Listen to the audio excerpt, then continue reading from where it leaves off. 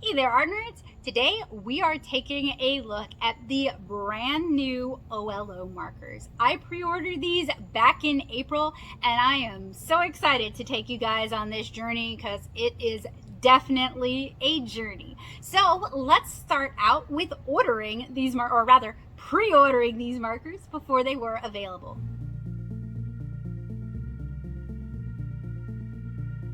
Okay, so I think I am going to pre-order the OLO markers. I will talk about this later on. So they have multiple tiers. These are called founder tiers because this is a pre-order. This isn't available out to the public just yet.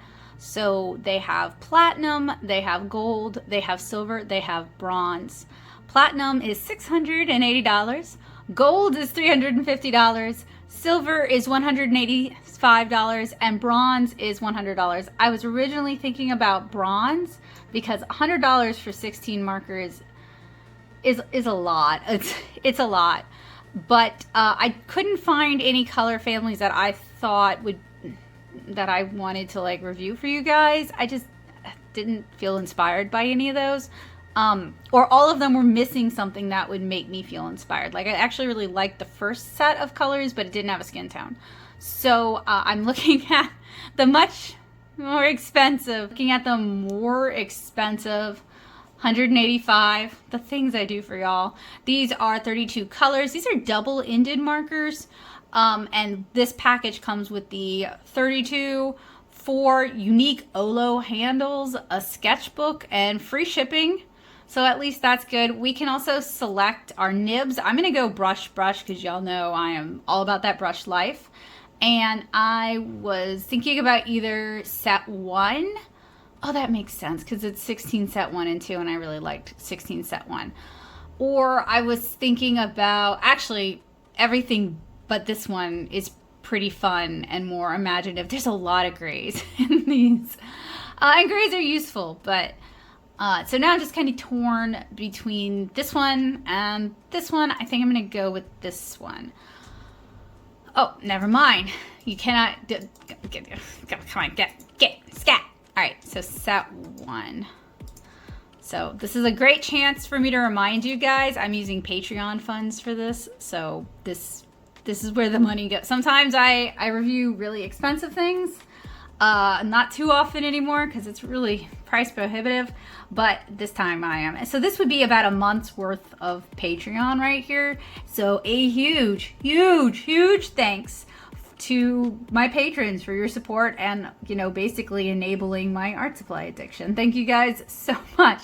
But these are supposed to be better than Copic. They've got Chihiro Howe on board and she used to do a lot of stuff with Copic and I really like her art. So I guess I've been influenced, but I like her art and I think she knows what she's talking about.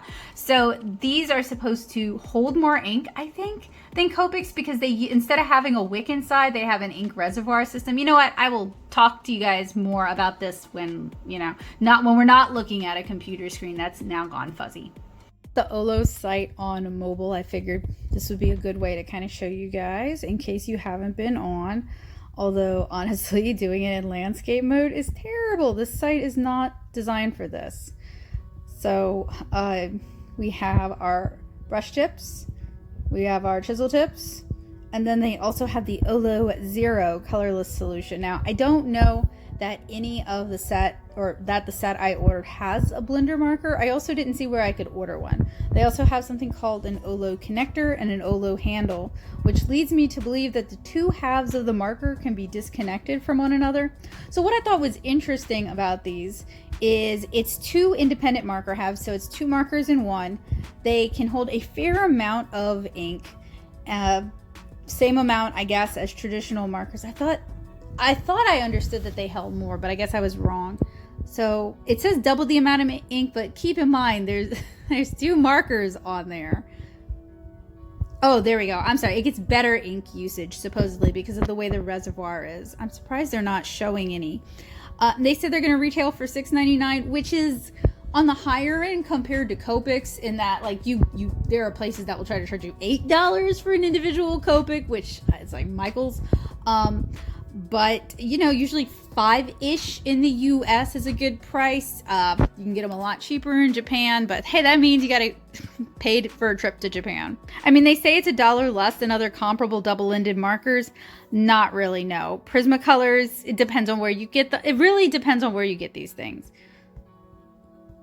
So, see, they show they show a Copic, a fake Copic, saying that it's $5.70 per milliliter. And then they're claiming to be $1.99 per milliliter. So like one of the plus sides of Copic is that it's meant to be a forever reusable system. You can replace the nibs, you can change out the nibs, you can refill it, you can clean the whole thing if you want to. And I have tutorials on all of those here on the channel. Whereas the OLO is supposed to be that and a little bit more. So here's the handle with the connector. I guess you can't fill. I'm so sorry for this format. I don't know why. Oh, wait. Okay, hang on. There we go. That's a little bit better. Ugh. All right, there we go. Sorry about that, y'all. I don't normally browse the internet in this format. So the thing about the connector and the handle is that I don't think you fill the handle with ink. I think it's just maybe a more comfortable way to use these. So another thing is these are really customizable. So you guys saw that I went with the 2 brush ends because I'm a brush kind of person, and supposedly you can mix up your color combinations as well. So that's going to be interesting to see. The set I ordered does come with the handle, so all of this is pretty intriguing to me. It is, I thought it was very expensive for what it was, but you know, it could be the next big thing. Of course, it's going to be a difficult switch if you, like me, already have a lot of alcohol markers. And then like everyone, they promise those high quality Japanese nibs, which has come to mean nothing to me because Chameleon promises that and theirs are not particularly good. In fact, a lot of companies promise that. So as you guys can see, it's just a pre-order. That does look like a foam rubber nib. And manufactured in Japan, free flow ink system. So instead of having a wick inside, I think it should just ink in there.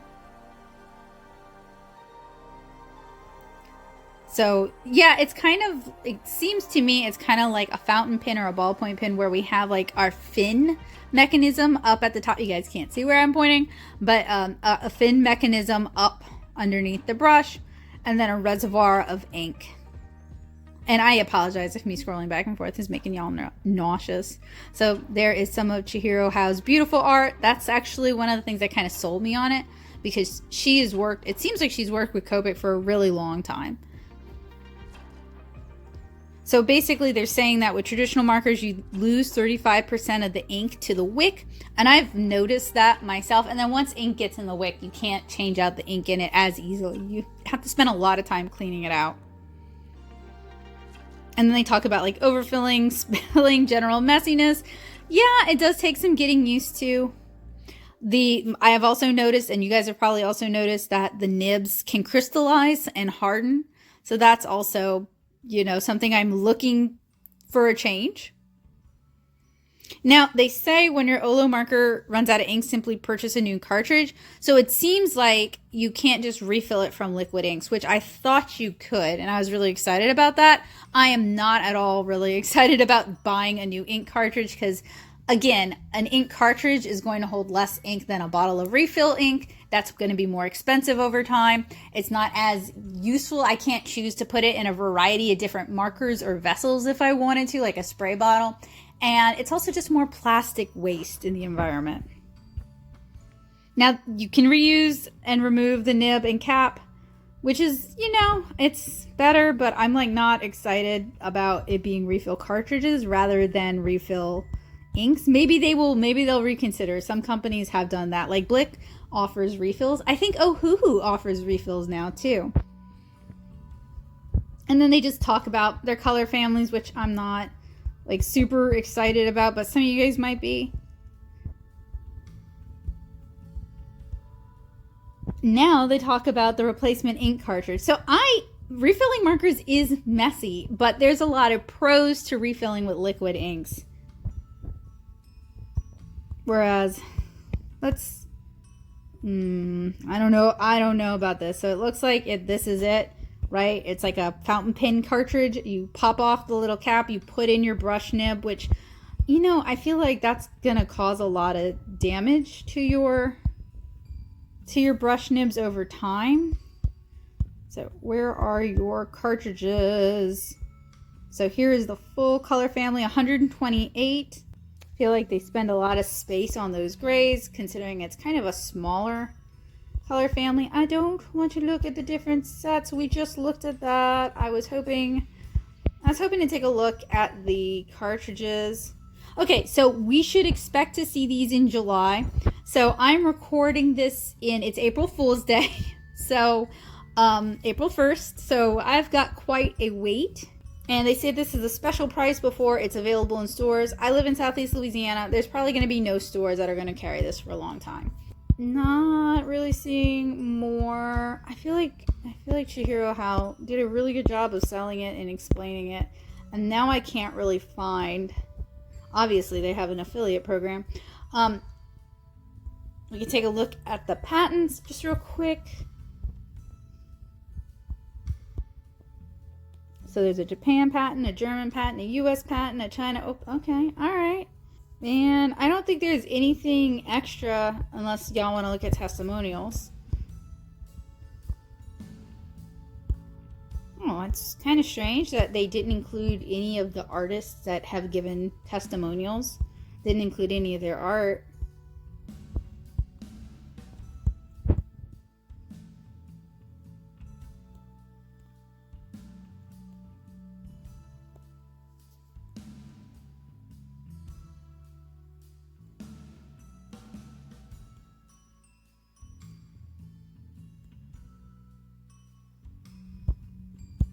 I'm definitely just like breezing through the testimonials. But anyway, so it'll be interesting to see how these actually handle. Because as you guys saw, I purchased these myself. $185 is a lot of money.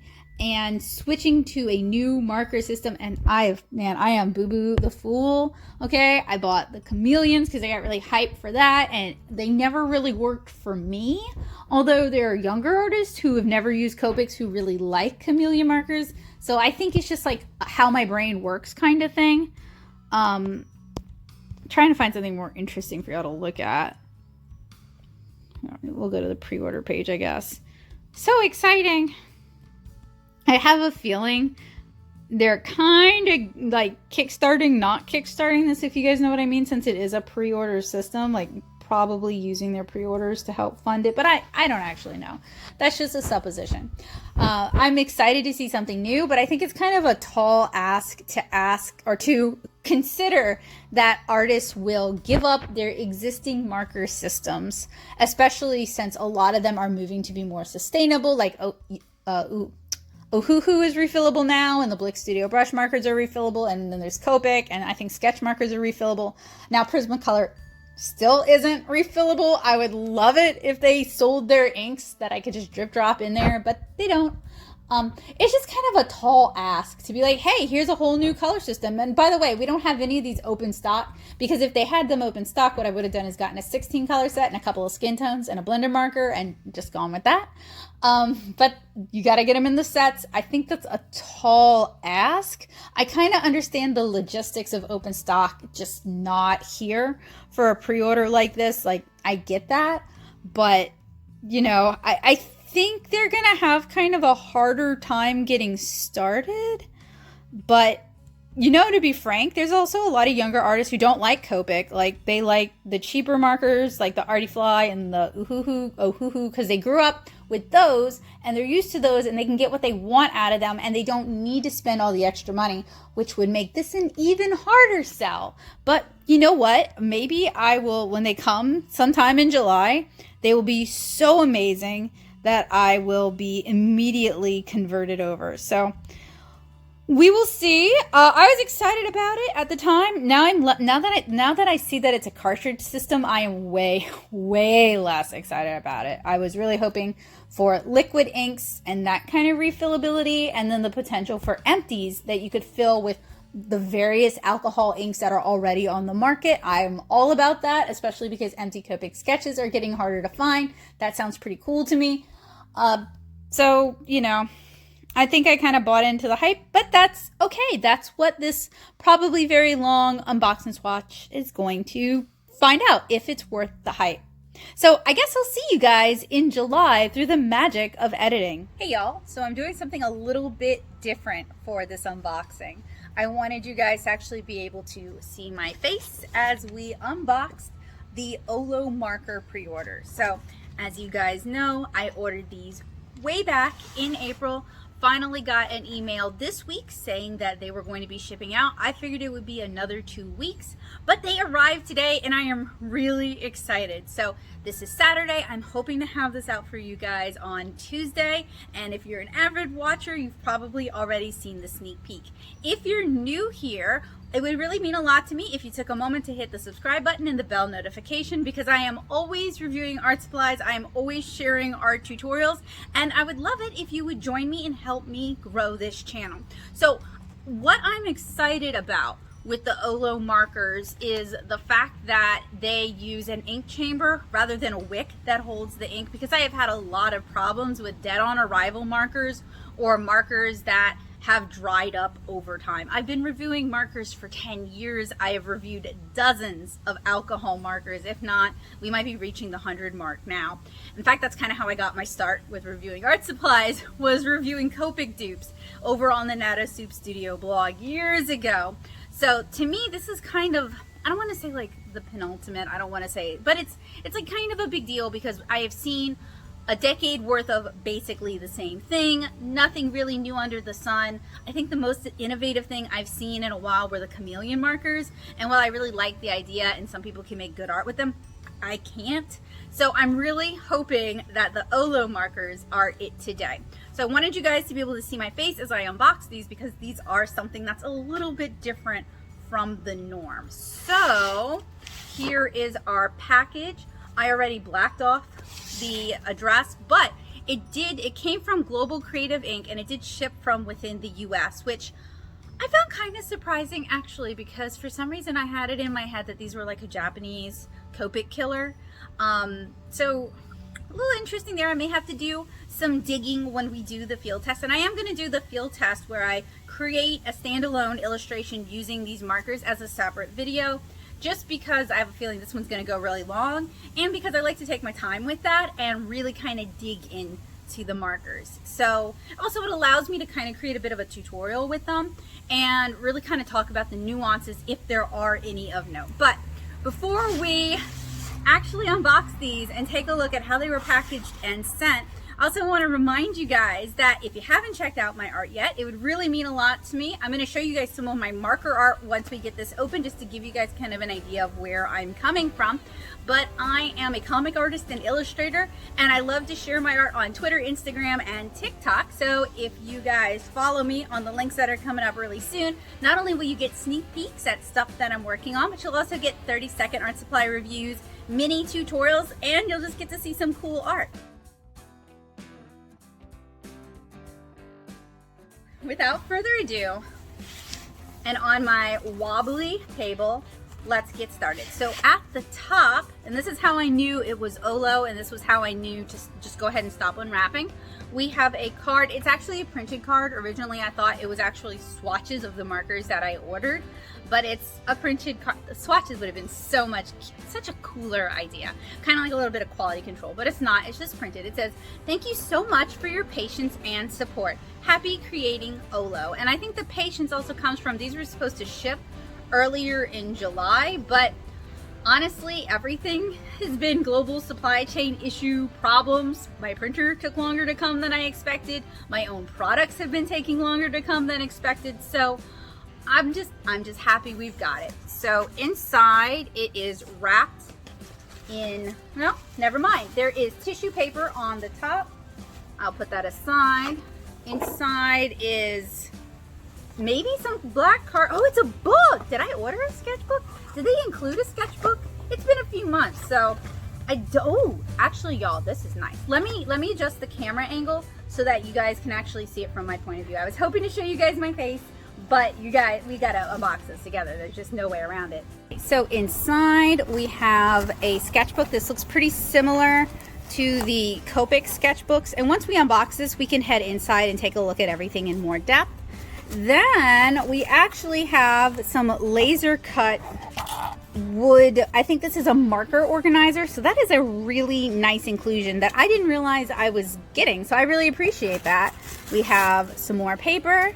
And then inside we have our, sorry about that, y'all, our two sets.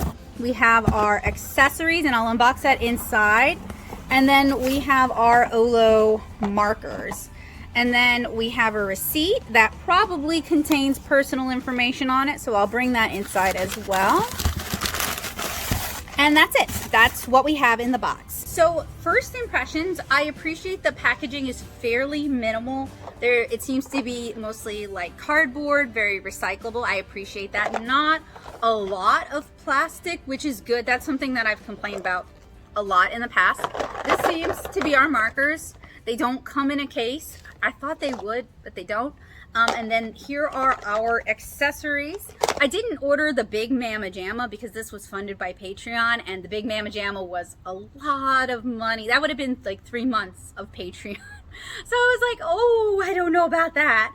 But you do get more with the Big Mama Jamma, and you do, that's not the official name, by the way, and you do, there is like savings for getting more. There's bulk savings, but again, I already have Copic markers, Blick Studio markers, Prismacolor markers, Chameleon markers. I've got the Arteza markers. I've got a lot of markers, and I tend to rehome markers that I just can't ever see myself using. So I've had a lot of markers. So I wasn't necessarily looking to acquire a whole new marker system from the get-go. But hopefully today and during the field test, we can decide whether, if you were new to markers, if this is the set you should go for.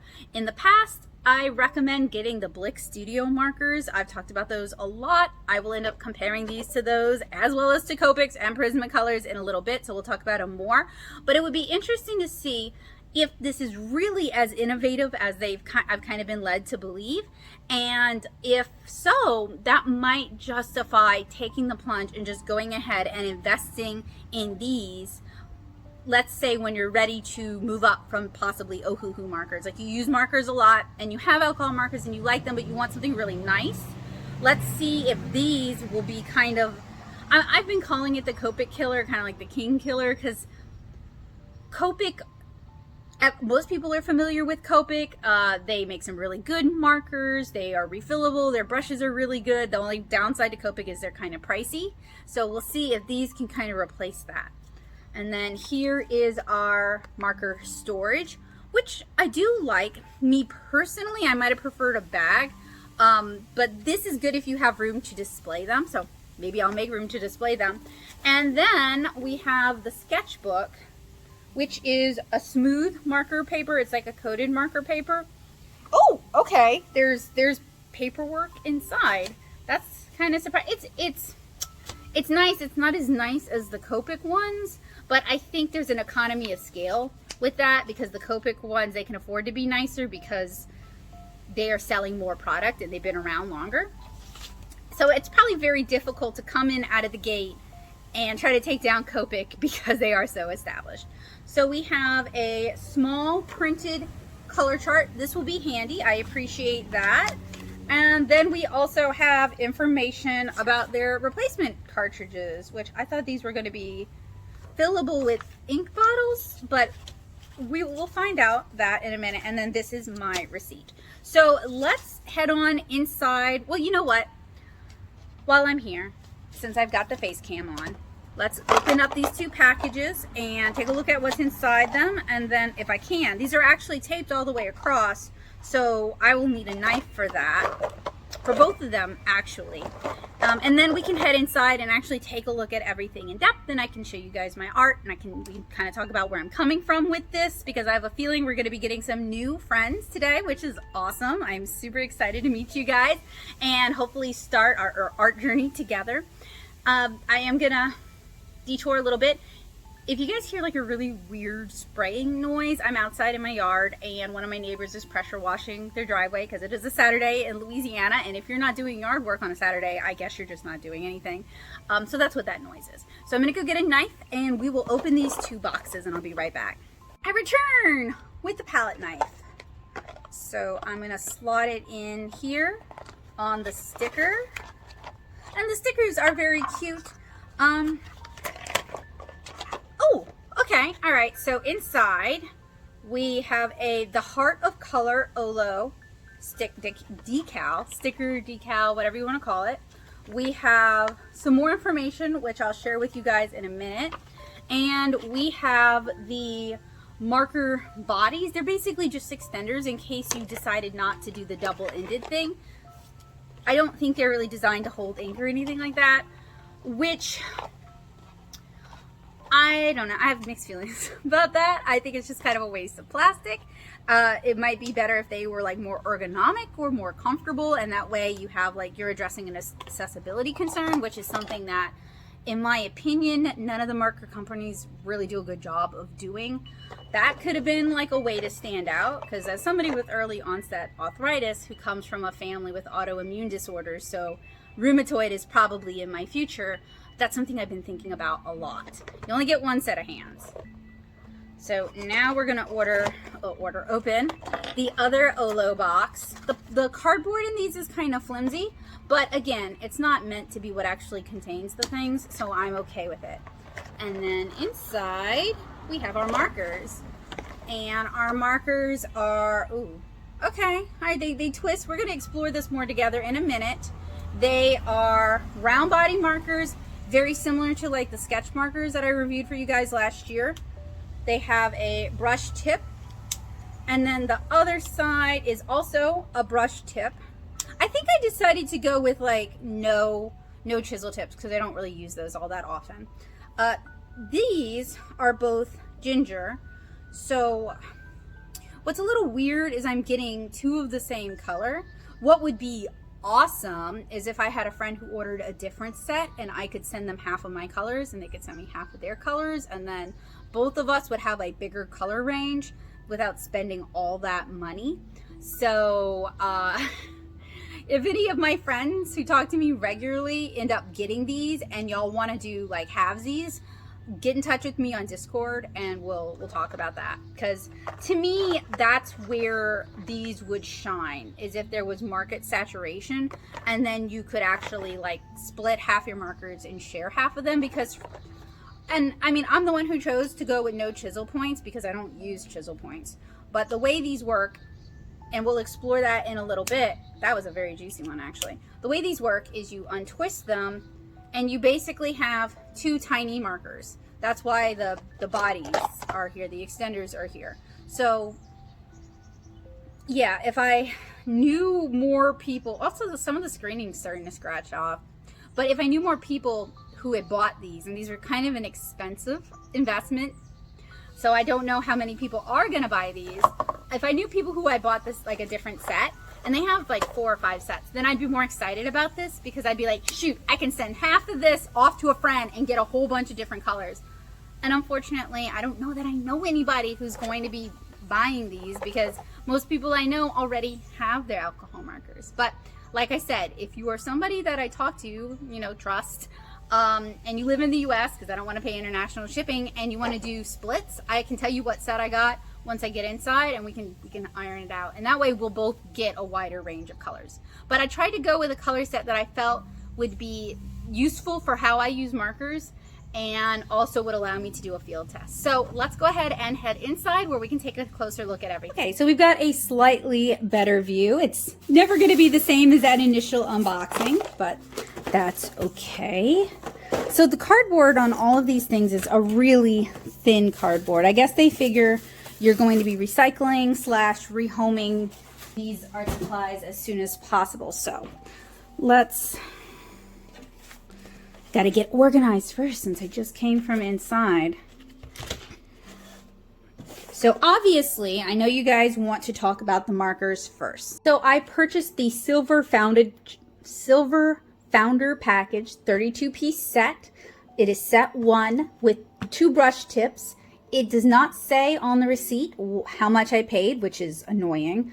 If I needed to submit this to my boss or something, that would be a problem. So I'm going to have to dig through my email to tell you guys how much I paid for these, but I know they were not cheap. These were fulfilled in the US by Global Creative Incorporated in Eugene, Oregon. And then here are our markers, and they don't really fill the box. So one of my complaints is that I kind of feel like, and this might be kind of nitpicky, I kind of feel like they didn't really, for a company that wants to compete in the alcohol marker space and is in the same price point as Copic markers, they really didn't do anything super custom to really entice us over or to convince us that this is like a higher quality product. Like the packaging doesn't really feel like a premium higher quality product, and I realize like that's kind of a gripe, but when you're competing against a very well established brand like Copic, I really feel like you gotta go in with your guns blazing, and I don't really feel like OLO is showing that right now. So as you guys can see, we have round bodied markers. They say OLO on the side. There isn't further screening on the body. This is a sticker. So the sticker says BG 2.3 aqua green. Same for both sides because I got the brush tip. And then the color family BG 2.3. I don't really yet understand what the points in there are. So here is our brush tip. Supposedly the body is, oh, now I can't get it. Okay, so you can't just pull it off. You got to unscrew it. Okay. This is no wick, just ink. So that could be, the wick does slow down evaporation. So if you live in a really hot area, these might dry out really quick. Something I already don't like about it is they mentioned a cartridge system. So it seems like maybe you can't just buy bottles of ink and refill it yourself, which is what I was really hoping for. It seems like you have to buy the cartridges, which are just more plastic. And then this side is basically the same thing. So you could maybe use this to make smaller mix and match sets. But what I think the real selling point would be is to find a friend or a family member, somebody else to buy another set of these, and then y'all split them like this and trade them. So we're gonna swatch all these together, but they're a little bit smaller than, they might be a little smaller than the Copic Childs. I'm gonna have to pull those out so that we can actually take a look at it. But these are the markers. I'll go through everything that came in this set in a minute. I'm going to set these aside. These are also going to roll all over the place. They do have a notch on the cap to help prevent rolling, but they don't have any kind of grips. They do have a matte surface, but it's not really a grippy matte surface. So there's not really any grips or anything to help with removing the cap. So that kind of accessibility would be nice if they thought of that. The Blick Studio markers actually have a divot on the side of the cap, and I'll show you guys that in a minute. That makes them a lot easier to uncap safely and securely. So that could be an area OLO might consider in the future. They may have added a bunch of stuff since I've been to their site. Before I end the review, I will go over that. So here's their accessories box. I was hoping we'd see like replacement brushes or tools, but we get these plastic hollow breathing hole OLO marker bodies. So basically, if you decide to do this, you can screw it onto the back, and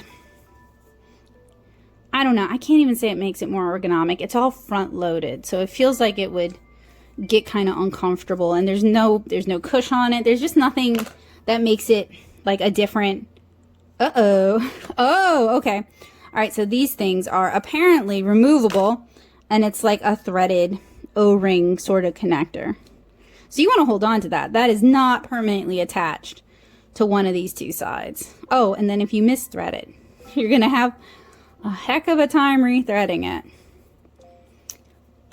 So these kind of remind me of a Japanese marker I reviewed way back in like 2013. I can't remember. It might be Triad marker. I'm going to see if I can dig it up. It was over on the blog, but they also were like little two-sided, two-color markers. So here is our color chart. It's not nearly as extensive as the Copic color chart. You see some of these colors are taking up a whole lot of space.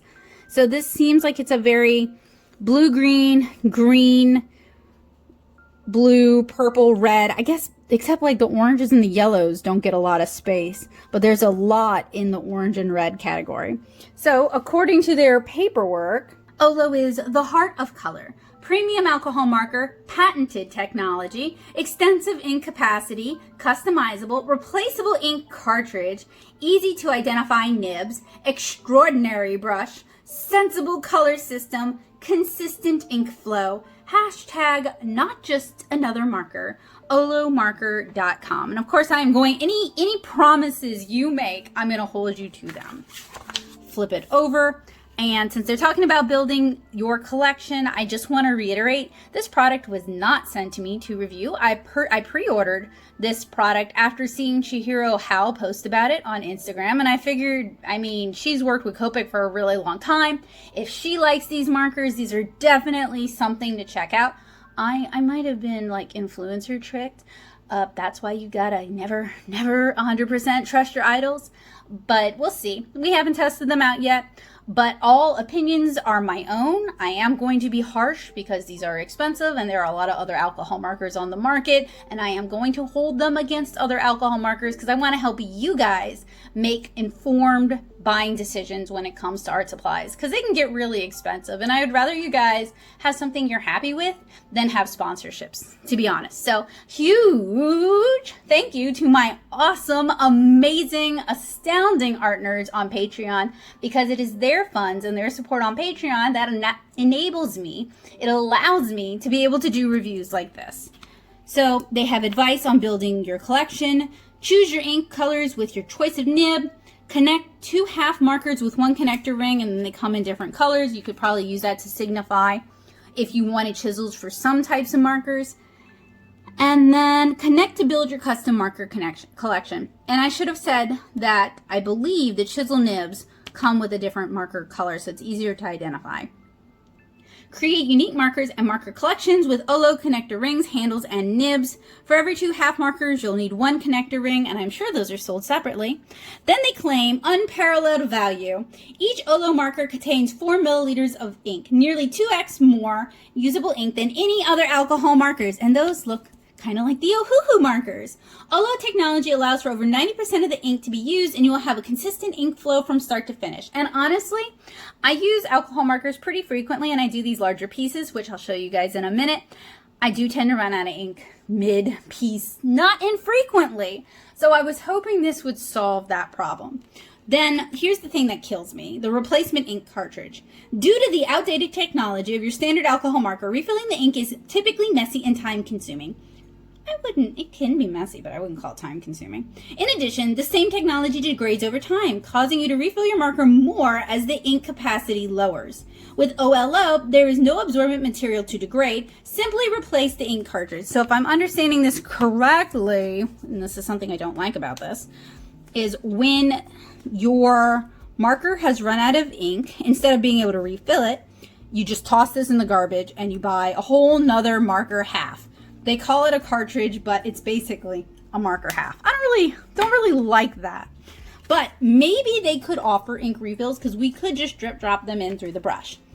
New patented technology. OLO's patented cartridge-free flow ink system maintains consistent, controlled ink flow throughout the life of the cartridge. As a result, OLO provides you with more usable ink than any other alcohol-based marker available. Dun, dun, dun. Now, on that note, I have had some Prismacolors that have lasted like 6+ years. So whatever they're doing seems to be working, and those aren't even refillable. Patented ink flow system, so you guys can see we have our wick or our feed, and then it's just loose ink in there. So no wick, usually they use like a cotton batting, kind of like a Crayola marker uses. And if your ink dries up in that thing, it is a whole lot of trouble to fix it. I actually have some videos where I show you guys how to fix it. It's such a pain in the butt. I'll link those in the description for the curious, but I'm hoping this would solve that.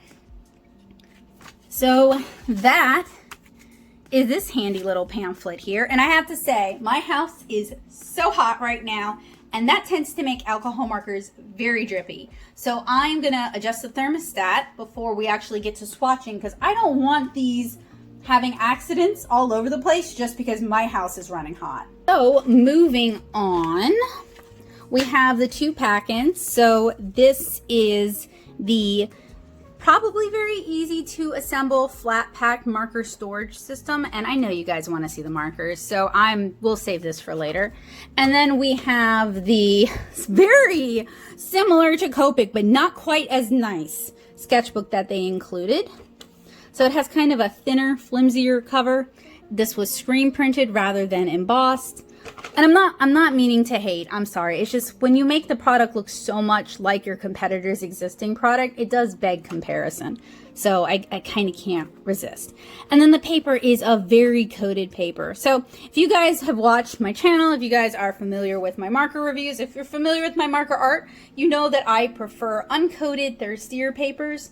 This was a freebie. I'm not actually complaining, I'm just pointing out. So what I'm going to do is I'm going to swatch on this, and I'm going to swatch in my regular marker swatch book just to give you guys an idea. So I need to go dig that up and grab some of the markers that we are going to compare. And these things want to rattle all over the place. You got to like really screw them on tight so they don't rattle. And I'm sure as you were coloring, the rattling would be really annoying. I know it would bother me. It would just throw me off. So you got to really screw it on tight, and in which case it might be harder to replace your markers because there's no grips or anything like that. It's just a thought. It's a new company, so I do want to provide some feedback and some directions that they can improve upon, because I would like to see them do well. So I am going to go grab the other markers we're going to compare these to. I'm going to grab some of my marker art so I can show you guys. I'm going to figure out how much I spent on these, and I'm going to grab my marker swatch book, and theoretically I will be back soon. This isn't indicative of all the marker art that I made. This is just what I could kind of grab quickly. And I have tutorials for this either up on my Patreon or up to the public if you'd like to see how I work. Typically, when I'm working with alcohol markers, I don't work with just one brand. I'm not particularly brand loyal. I use a mix of Copic, Blick Studio, and Prismacolor for the majority of what I do. I have reviewed a lot of markers over the years. There's some I really like. There's some I don't like so much. I tend to keep the ones that I really like because I will pull them out from time to time. So all of the pieces shown here, -1, are, multiple brands. Typically, I like to do inked marker art, although sometimes I'll do lineless marker art or ink on top of it after the case. And I frequently do mixed media, where I do marker art underneath and then watercolor on top of it for additional depth. As you guys can see, I've started working larger, and I don't necessarily work in a sketchbook as much as some artists do. There's nothing wrong with that. I just kind of like having the space to stretch out, and many of these started life as blue lines that I inked and then markered on top of. So it's just kind of my own process. I like to work on heavier papers, so this is on a cardstock.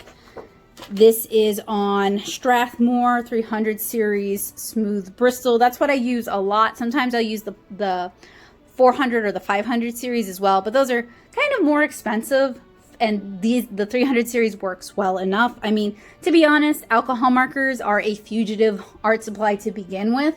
They are not going to last 100 years. They're going to color shift. They're going to fade. They're going to possibly eat up the paper. Like if you're using Sharpies, those would eat up the paper. So I don't know, I take a more laid back approach to it. So this was done with Copic, Blick, and Prismacolor, mostly Prismacolor. This was my New Year's illustration since it's the year of the tiger. These were done with all Arteza Everblends because this was the Arteza Everblend field test. So this is kind of the only one that was a single brand. And then this was done with ooh. I'm actually seeing some color shift here. See how that's yellow right there? That's not supposed to be yellow. It's actually supposed to be like a light pink. That already color shifted, even though it's been living in a portfolio. So that's kind of concerning. I wonder why it did that. Because this was done with Prismacolor, Blick, and Copic, so that shouldn't be a problem. And that's not something I've noticed often. And this was actually done this year, so it's not even that old of a piece. But I'm also seeing some color shift in her cheeks. It's a good thing I scanned this right after finishing it, because I would be so sad if I hadn't scanned it. But that brings up a really good point, that Alcohol markers are fugitive. They will shift, they will change over time. That's not necessarily such a good thing. They're not an archival material. So if you're looking for archival materials, that ain't it. Some are better than others. The cheaper ones maybe are not as archival as other ones. I haven't done like huge multi-brand testing myself, although that is a goal over on my Patreon. If we ever reach $500 a month, which would be amazing, then I'm going to do a huge year-long light fast test where I'm going to light fast different alcohol markers and different watercolors and watercolor markers, basically all the stuff that I really love, and share the results and the updates on Patreon. So if that sounds like something you could get behind, you can join me for just $2 a month over on Patreon.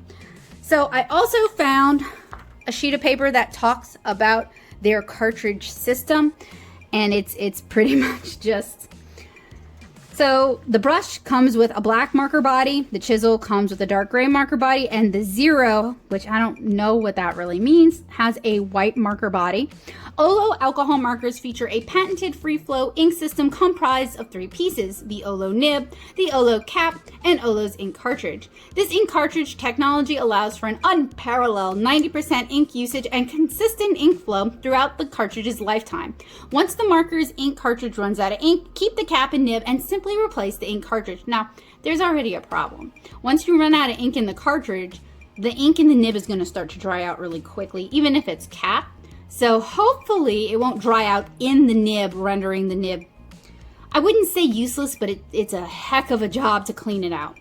Before getting started, we recommend protecting the work surface. Gee, I thought they said this was a mess-free procedure. So before getting started, we recommend protecting the work surface. The process is simple, but accidents can happen and alcohol ink can stain. That's actually why I have a Teflon coating on my desk. It looks awful and it causes a moire effect, but it is very easy to clean. Rubbing alcohol can be used to clean markers in some surfaces. Hand sanitizer works well to clean smudges off skin if needed. So does rubbing alcohol. So basically they send you the cartridge. You can buy the cartridge with a cap in it, and then you replace the nib yourself. The nib absorbs the ink, and voila. Very similar to, I feel like it's kind of similar to Copic, but we'll get into that some more in a minute. So I'm not going to walk us through all the steps for removing it. You guys can see it. OLO's patented free flow ink technology does not utilize traditional refill methods. Techniques reserved for refillable markers such as dripping ink onto the nib or directly into the cartridge will not work or fill the expired OLO ink cartridges. Well, there goes that hope for refillability. We're going to have to talk about how much those cartridges cost at some point, because I am sure they are not free. And so on that note, I want you guys to guess in the comments how much I paid for this set, because when I looked up the price, I was kind of shook. I think I was kind of shook at the time, and that's why it took a big commitment for me to actually buy these, because these were kind of expensive to review, especially for something that, while I love alcohol markers and I do use them pretty frequently, I'm not sure if this system, which is so different from my other system, is going to be the best fit for me. So I'll give you a minute to type in your guesses in the comments. I am sure some of you guys are gonna think that I am being very cheap when I tell you guys how much I spent, and some of you guys are gonna think I'm being very expensive. Just keep in mind that I try to review alcohol markers across the gamut. I've reviewed Artifly, I've reviewed Shuttle Art, I've reviewed Ohuhu, I've reviewed Artify markers, I have reviewed Five Below markers. I tried to review the Dollar Tree ones, but I couldn't find them. I have reviewed some very cheap markers. So these are definitely in the very pricey range, right up there with Copic. So this is a 32-piece set, and I purchased the Silver Founder package, and I spent $185 on this. That is a lot of money to spend on markers. So again, a huge thank you to my amazing patrons on Patreon, because it's their support on Patreon that allows me to be able to review something like this. I just want to reiterate that this wasn't sent to me care of by OLO. I have zero connection with OLO, so if I'm being harsh, it's because I spent $185 on these markers, and I don't have any sponsorship outside of my spouse and my patrons, so I try to make every dollar count, and I try to be very picky about what I review. Even if I'm reviewing things from Dollar Tree or Five Below, I try to buy things that I think will work. I try not to just buy stuff that's going to be terrible just for the fun of ragging on bad art supplies. So cross your fingers for me that I will really like these markers, but it's already not feeling like a $185 premium product. Just for comparison, and we will compare these a bit more, Copic Chow's 36-piece set is $101.97 on Amazon. You can get the Funimation set on Blick, which is like 12 markers, which is not as many, obviously, for $39.56. So even Chow markers, actually, Amazon tends to run expensive. Let's see what Blick has this. So on Blick, the different sets of 36, there's a set A, B, C, D, and E. Those are $140.40. They are still cheaper than the OLO markers. They do use a different system, but I think I might like the Copic system more because you can buy the bottles of ink and either drip drop it on the chisel or remove the chisel and drip drop it that way, or drip drop it on the nib, etc. Definitely getting some misgivings here, but that's okay.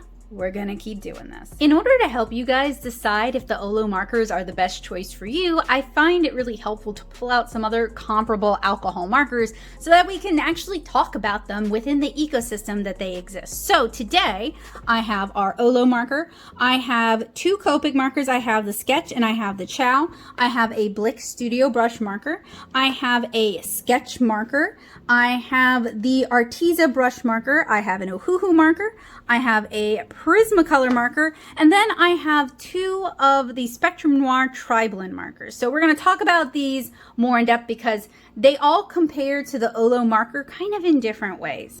All of these markers, except for this Spectrum Noir here, which I will move out of the way, are brush tip markers. So I'm going to do that thing that everybody hates. I am going to remove one of the caps. The cap does post on the OLO marker, so that's helpful because, oh, it comes off just as easily.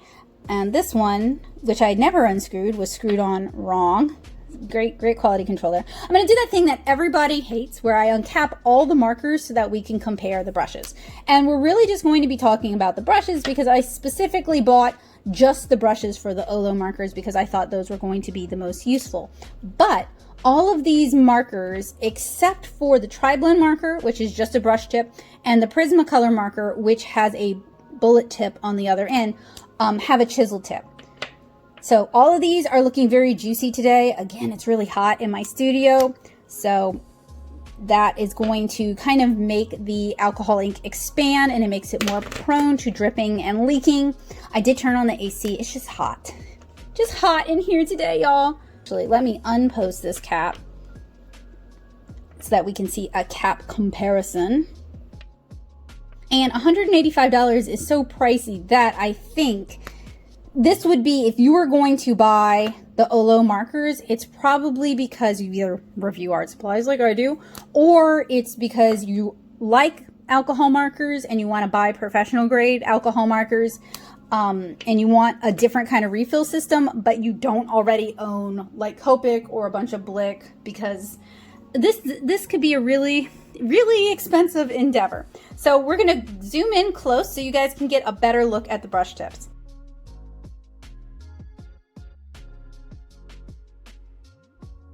Most of the markers shown here, I haven't yet tested the OLO marker, but most of the markers shown here have a flexible foam rubber brush tip. And these are great because they take a lot of abuse and they are not as prone to fraying. And you can still get into those teeny tiny areas that if you were using a fiber tip brush tip, it might be much harder to get into. The exceptions are some of the Spectrum Noir, the older ones, do have that fiber tip. I think this one has the foam rubber tip, and the Ohuhu markers had they may have changed that out. I think the Artify ones have the flexible foam rubber, but I'd have to rewatch those reviews to tell you guys. This one, though, is the fiber tip, I believe. And the problem with the fiber tip is it tends to just get really mushy. It tends to get really beaten up. It gets to the point where it can't fill in small areas or draw basically a fine line anymore. So I do prefer the foam rubber. I find that those are just much better for the kind of art that I like to make. But I've had people argue with me before that they really like the fiber ones and it really works for what they're doing. So that's why I like to show you guys my art and caveat what I do with it, because your mileage may vary. You may have a different use case for it. You might want something else for it that the foam rubber just isn't going to give you. I don't really like bullet tips either. I basically never use the bullet tips and I rarely use the chisel tips. And there are lots of artists who use both, so it's definitely a your mileage may vary sort of situation. All of the caps except for the Chow have a color numbering system. Everybody kind of does their own thing, which can be kind of frustrating. The other exception is the Spectrum Noir Tri markers. These have like PP1, PP1, PR4, PP6, because these markers are actually legitimately 3 markers in one, and we'll talk about that in a minute. Most of these are not really that ergonomic. These do not roll, but they do start to really wear down your hand. The Prismacolors are okay. They're a little bit big, so they can be a little bit fatiguing. The Ohuhu, very similar in terms of size and body to the Prismacolors, so same kind of issue. The Arteza ones, I thought I would like these, and then when I was doing the field test, they had so many dumb problems, and they kind of started falling apart on me, and like just the whole wick section would come out. You guys got to watch it. It was wild. And the body itself is just really uncomfortable for me to hold.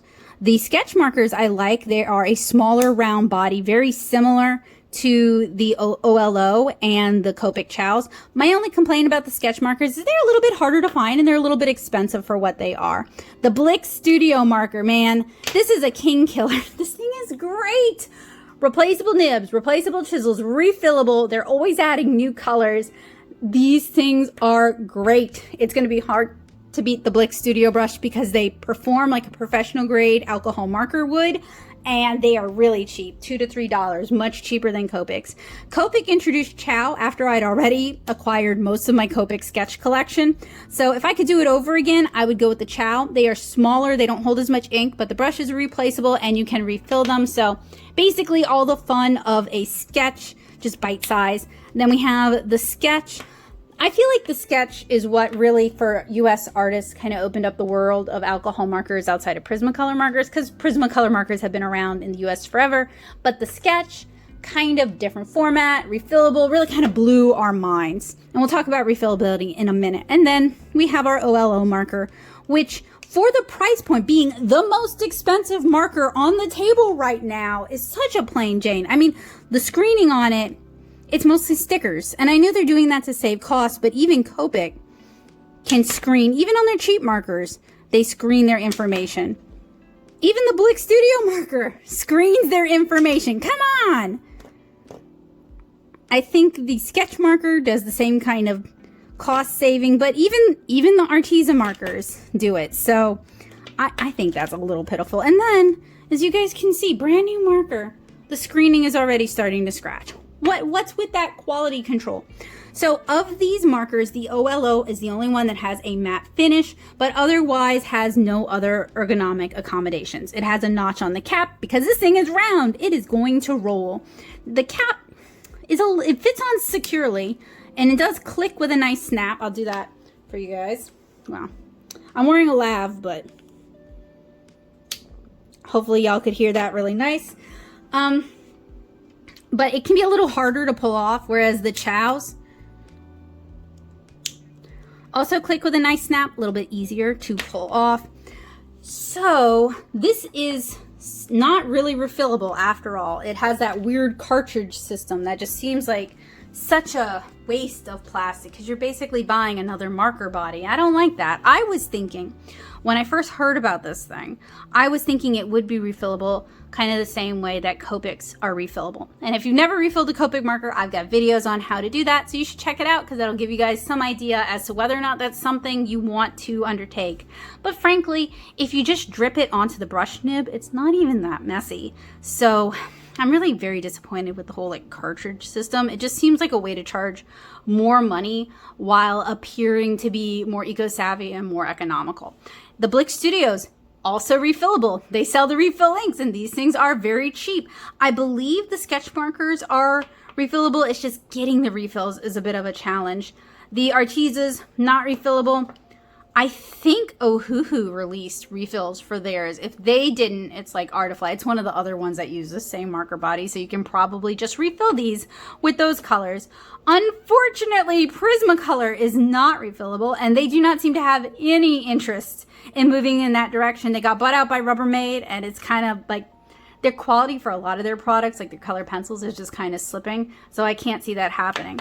And then I think you technically can refill these because Spectrum Noir does offer refill inks. It's the same problem as the Ohuhu, figuring out what colors, because they use a different color system, if I remember correctly, for the tri-blend markers than from their normal Spectrum Noir markers. So it's more figuring out what colors. So if you already have the colors and you don't mind doing a little swatching, you can do it, but it's not going to be as easy. So of these markers, and I'm sorry about that beeping noise, let's do a little demonstration here. We've got our blue, we've got a purple, so you can combine your two. So that technically they would take up less space. These could be good for travel, but then you still got the other halves that I guess you gotta like share with a friend or something, if you have friends. So that way you would technically get two markers in one, two colors in one. As it stands, I mean, yeah, we've got basically, it's like a Kit Kat bar, right? We've got two Kit Kats, but I mean, they came from the same bar. They're just halves of a Kit Kat bar. It's not until you combine it with another color that you really, oh man, once you unscrew these things, it gets so hard to thread them correctly. That's gonna, and you want to pay attention to it too, because if you thread it wrong, you might split the plastic, or it might just get really wedged in there and you might never be able to get it apart again. So there's just some user accessibility issues that I'm really kind of concerned about. So these aren't truly two markers in one, in my opinion. I mean, yeah, you get two mini markers, but they're not two markers in the same way that the tri-blend markers are three markers, because you get three different colors. You get a light color, you get a mid-tone, and you get your darker color.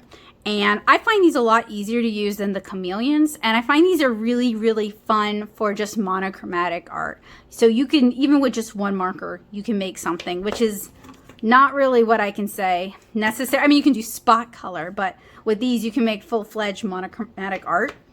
So can't really say that about the OLO markers. So right now, comparing it to some of the other markers that are common, easily available on the market, and frankly cost less, they ain't looking so good, y'all.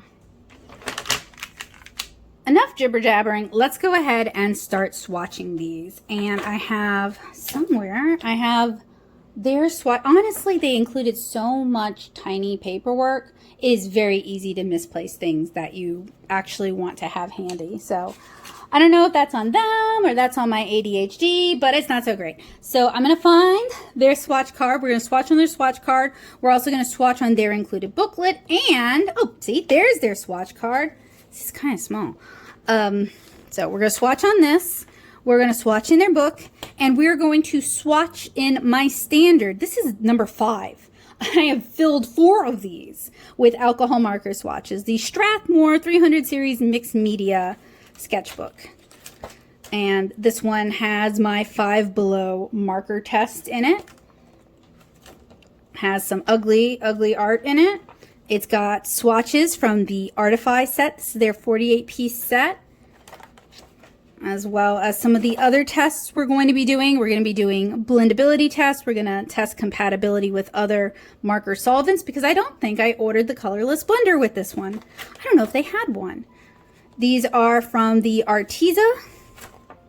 Did a Rainbow Road blend test with that. Also do a color ball test just to test for blendability. These are from Five Below. So this kind of gives you an idea. I always swatch in this thing. It's kind of the standard. And I do feel like having a constant when I'm doing these kind of reviews is really helpful because it allows me to directly compare it to other markers on the market. I'm going to do the first color family, red, in regular time, and then we're going to time lapse the other swatches. And this is going to give me a little bit of a chance to maybe talk about their brush. This paper is definitely a thinner coated paper. So not my favorite. They don't take layers super well. And it's a little bit challenging for me to actually find the colors on here just because they've also got decimal points going on. So like this is pink lemonade, this is pink lemonade, and it's really hard to see that teeny tiny decimal point. So this is a very sort of skin tony, nope, never mind. It's like a ballet pink.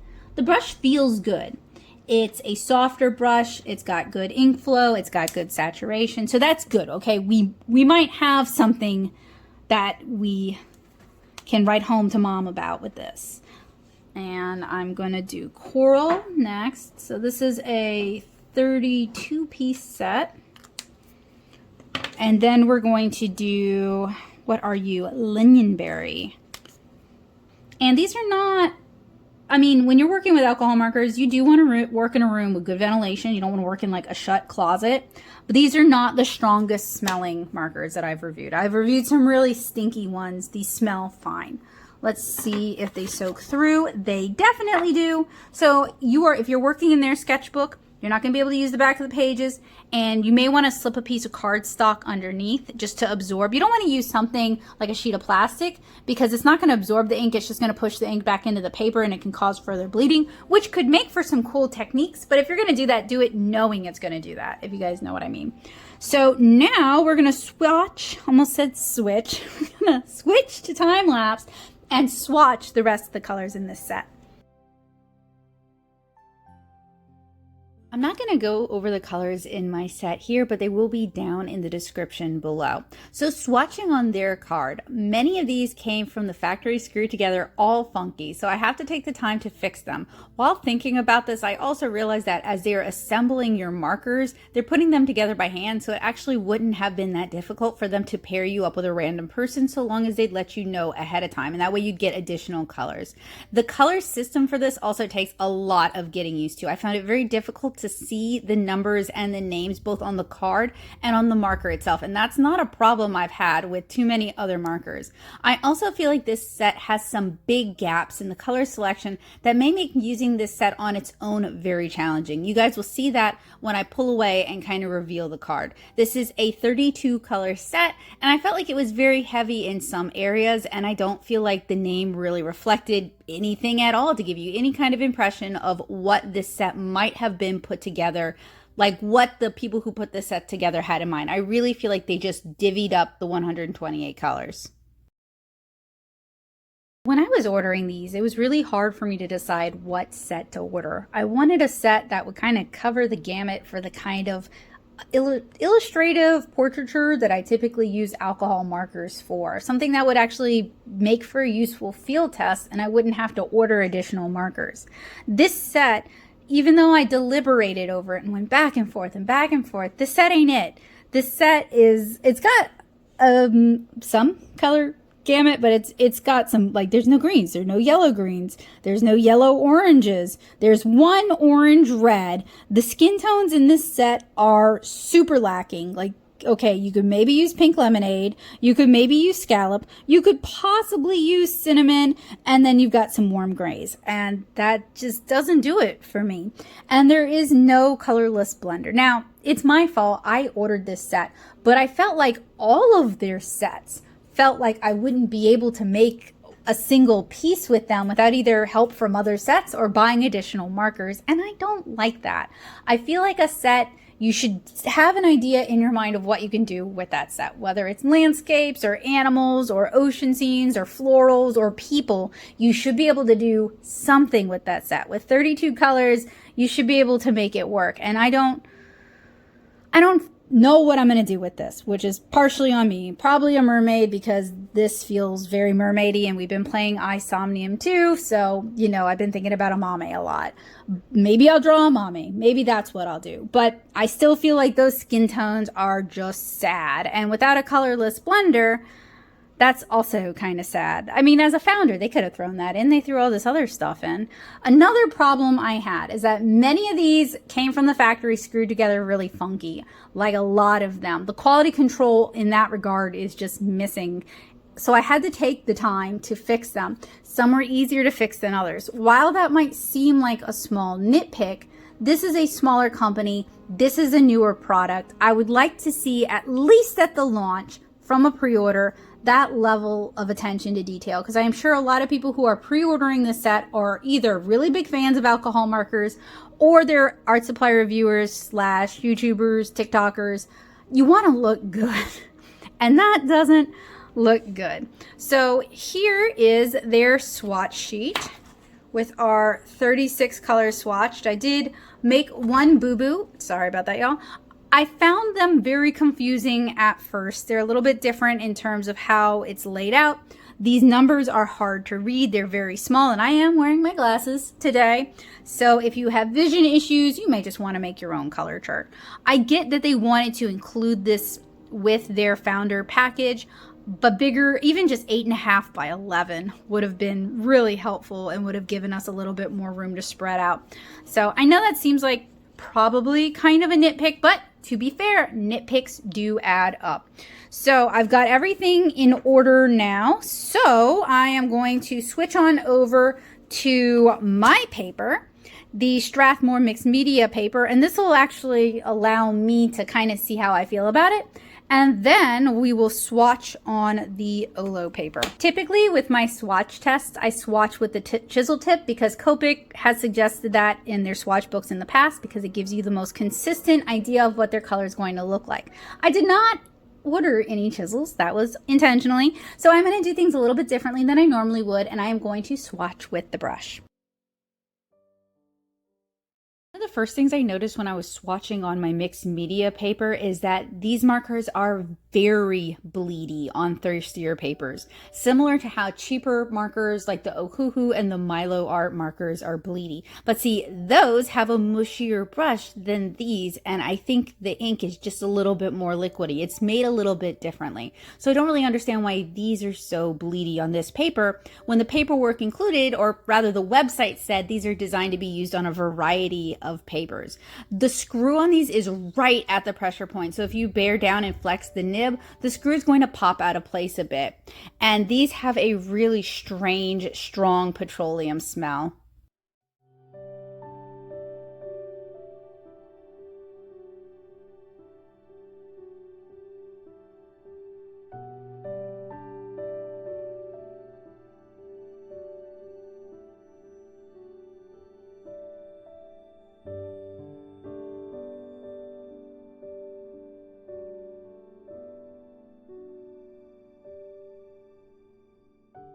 These seem to bleed really badly, like Milo art level, Ohuhu level, Artify levels of bleeding. Bleeding that would be very forgivable in cheap markers. These seem to bleed a lot on thirstier papers. So if you work small and you like thirstier papers, these are probably not a good fit for you. And the screw, this joint is right at the pressure point. So if you uncap it, oh look, you can pop it out of joint. If you press too hard while you're coloring, oh look, you can pop it out of joint. That really seems like a quality control issue.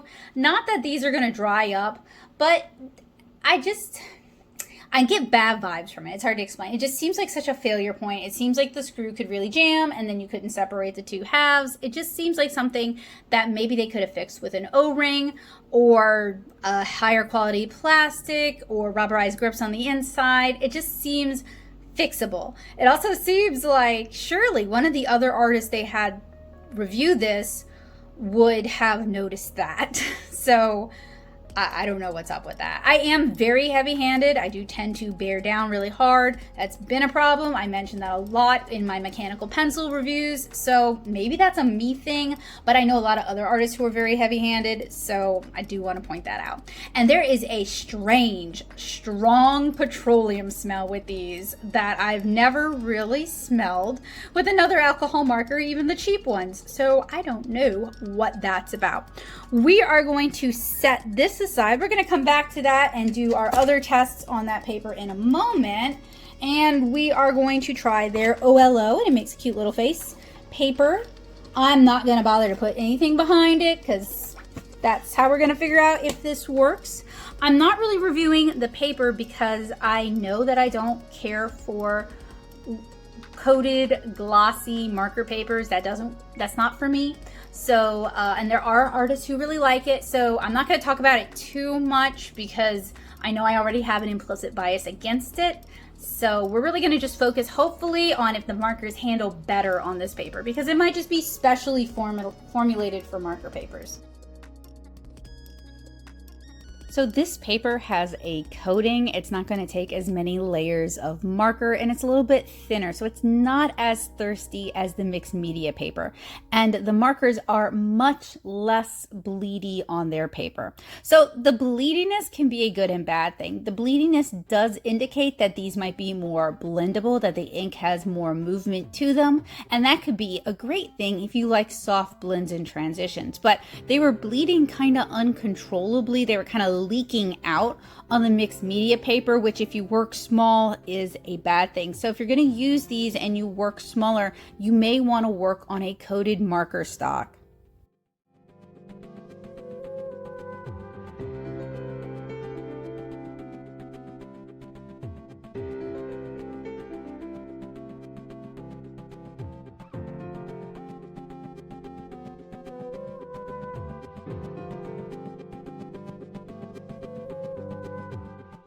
These are much less bleedy on their paper. So in that regard, I'm glad they included the paper because I would have written these off a bit for being too bleedy. And a lot of that boils down to personal preference. I'm the one who chooses to use the thicker and thirstier papers. I've called them marker killers before because they will bleed markers dry. And that is actually something that initially attracted to the OLO markers, is that they have a larger ink capacity and they're supposed to be good to the last drop, you know, no streakiness, no running out of ink halfway through. And as someone who colors a lot of really big backgrounds, that seemed pretty ideal to me. So it's kind of unfortunate that they perform best on their paper because I don't want to use their paper. I want to use my paper. And I know that's being a little bit like, oh, but that's how I feel. I think artists have their own individual preferences and we want that kind of flexibility. But I am glad that they do perform a lot better on their paper. It's good to see that. It's heartening. That said, every time I uncapped one of these things, it popped out of place. That pops way too easy. And I really feel like for these to be as expensive as they are and to kind of compete against Copic, they should have workshopped these longer. There's a lot of like finessing details that I'm not really super happy about. There's a lot of like little things like they should have included, in my opinion, a colorless blender, that and maybe some extra brushes and maybe some tweezers, because when you're spending that much money and you're early adopting, you're taking a risk. This is not a product someone else has told you about that they love. This is something that you're putting your money in to find out if you like it. And I really feel like they should have gone out of their way to wow us with that. And I feel like they didn't. And I do understand that manufacturing a new product, and I say new in quotes because there are some things that are new about this product and there's a lot of things that are old about this product. I know that's very expensive, but I feel like to compete in the alcohol marker space that is already very saturated with both great quality markers and very inexpensive, accessible markers, you gotta do something splashy. And I just don't feel like the OLO markers deliver in terms of quality or had the presentation and presence to make me be like, whoa. So let's flip the page over. Let's see if it bled. So it does bleed through a little. So these are not double-sided pages. Unless you want them to be, you could make use of that. I'm gonna switch on over here and we are going to do some further testing. We're going to do some blending testing, and we're going to do a blending ball. So I have a few different solvents. They did not send their own colorless blender, as I have mentioned, so it means I have to provide my own. We have 99% isopropyl alcohol. We have the Prismacolor colorless blender. We have the Copic colorless blender. We have an Artist Loft colorless blender, so representing the cheapies. And we've got a Blick Studio colorless blender. And what I'm really kind of looking for is when it comes to alcohol markers in me, I want markers that will play well with the other markers that I have. I don't need any divas here.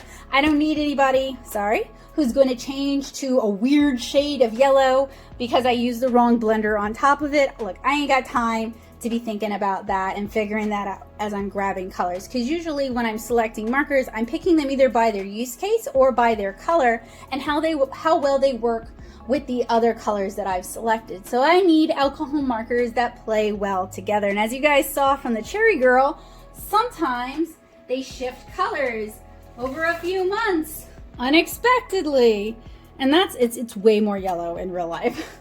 And that's not so good either. So the blending test does give us a little bit of a preview of what to expect.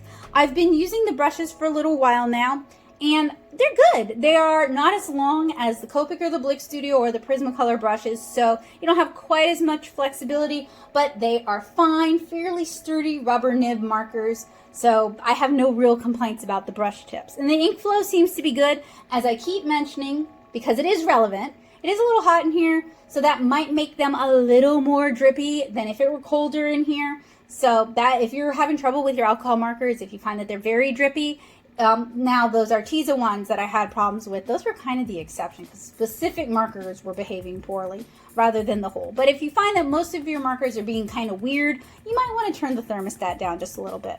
I'm going to start off by making 5 fairly large squares, and we want to see how. So what we're looking for is we're looking for the alcohol blender to push some of the color back. That's typically how blending with alcohol markers works, is it pushes the color to the back of the paper as you add on more layers. That's one of the reasons I like these thicker, thirstier papers, is you can do more layers. The thinner papers with a coating don't absorb as many layers, so I can't do as much blending, and I can't get as, maybe some artists can, but I can't get as many color gradients, as smooth a transition as some artists can. So we're gonna start with the Copic. Do a big swatch there so you guys can see it. So that's Copic. Then we're gonna do the Prismacolor. Ooh, I forgot this one. The brush is actually starting to come off on it. Who knows why? It's a new marker. Then we're going to do the Blick, and I also have to say that weird petroleum smell I mentioned earlier, still very noticeable, still coming from the OLO markers. And then, ooh, this one grew crystals, which does actually happen with alcohol markers sometimes. Even if they have been used, sometimes they'll do that. Might be a heat thing. And then finally, I'm going to drip a little bit of our 99% isopropyl alcohol onto it. So for all of these, we do see some reaction. The alcohol, we see kind of a sucker thing going on, but we don't necessarily see a lot of color movement or color lightening. For the most part, it just kind of, like with the Copic, it actually brings out the purple or the violet in that blue violet. With the Prismacolor, it does start to push it back a bit. With the Blick Studio, we don't really see a whole lot going on. And with the Artist Loft, somewhere in between. So I would be curious to see if their blender would do a better job with these or not. Some colors are more stubborn than others, so really another good test would be to do a Rainbow Road blend. So let's go ahead and do that. The way the Rainbow Road works is it's very simple. We take a color and we blend the next color into it, and if the color previous was lighter we blend that transition out a little bit, and that's going to tell us how reactive these colors are to whatever solvent they're using. It's also going to tell us how well this set works as a set, because we should be able, in my opinion, unless it's a specialty set, we should be able to see some really nice clean color transitions. And I swear this joint is so annoying. It keeps, every time I try to uncap it, it pops out of place and then it wiggles, and it just bothers me. So I'm going to kind of work my way through all the colors in this set. What you see on the page already, that's just, you know, it bled through a bit since we were messing with blenders. That does tend to happen. It's not really a big deal, and it doesn't really affect the test itself. If I were doing an illustration, it might, you know, negatively impact the illustration, but for a test like this, it doesn't really make a big difference. But so far, it does seem like they are fairly reactive to one another. I am getting some color movement. Lighter colors are kind of lightening up the darker colors when you layer them on top of them. That's all kind of what you want to see from this. But they are so bleedy on this paper, and I'm probably going to have to do a rainbow road on their paper as well, just to try and give them the benefit of the doubt. Since they did include it, it does seem like that's probably what they suggest or are suggesting that we use.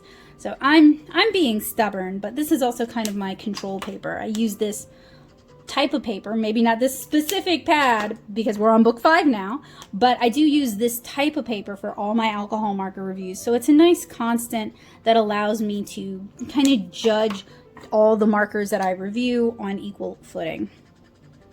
So even if I'm being a bit stubborn and I'm not liking the results, I did want to include this as kind of our control. Those of you who have watched my other alcohol marker reviews know that even with a smaller selection of colors like the sketch marker set, that only, I think the set had 12 colors in it, with a good selection of colors that work together really well, you can get much smoother blends and transitions. These do blend somewhat on the mixed media paper, but they're not quite as blendy as I really would have liked. And when you blend them, they get kind of grainy on this paper, which could be a cute effect, but it could also be a little bit disjointed, especially if you work smaller. It might create a strange kind of white noise effect in hair or on skin tones. And we're going to talk about that more a little bit later on.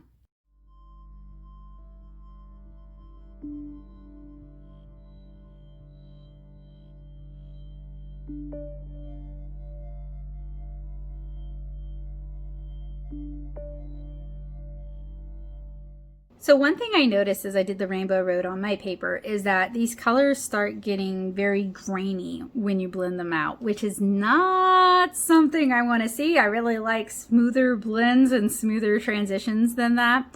So, not loving it. So we're going to try it. We're going to give them another chance. We're going to try it on their paper since they so generously included it. And I have to admit, I feel kind of guilty because I know I am complaining a lot. I really wanted to like these. I was so excited, and they're kind of expensive.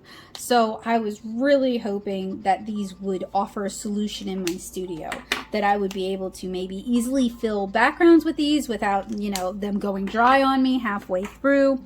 I was hoping that the build quality would be better, and I'm gonna keep harping about it. That cartridge system, I felt like it kind of came as like a nasty surprise to me. Also, like, this stupid join thing keeps coming unjoined, and I can just see them working their way apart. So I don't really like some of the decisions that they made, and a lot of like, not like, I'm a little disappointed for sure, but what might sound like anger is just that disappointment that these were pretty expensive, that I was very hyped up for these. I was really excited to do the review for you guys today.